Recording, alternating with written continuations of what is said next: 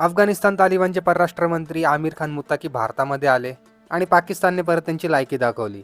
काबूलवर पाकिस्तानने air strike केला आणि अफगाण सरकारने थेट पाकिस्तानवरती आरोप केला की त्यांच्या फायटर जेट्सनी काबूल आणि पख्तिका या भागामध्ये बॉम्ब हल्ले केले. आश्चर्य म्हणजे हा हल्ला झाला त्या दिवशी अफगाणिस्तानचे परराष्ट्र मंत्री भारतामध्ये होते. भारत आणि अफगाणिस्तानची मैत्री वाढताना बघून आहे ना, पाकिस्तानचा परत एकदा जळफळाट सुरू झालेला आहे. तुम्ही जर का माझी अफगाणिस्तानची सिरीज फॉलो करत असाल ना, तर तुम्हाला माहिती असेल की मी अफगाणिस्तानमध्ये असताना एका खेड्यामध्ये गेलो होतो.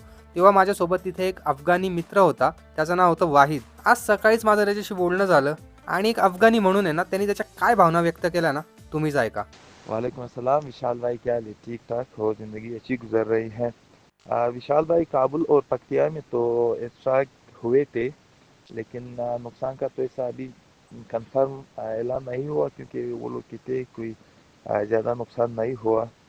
लेकिन बात नुकसान की नहीं है, बात यह है कि उन्होंने ये काम क्यों किया।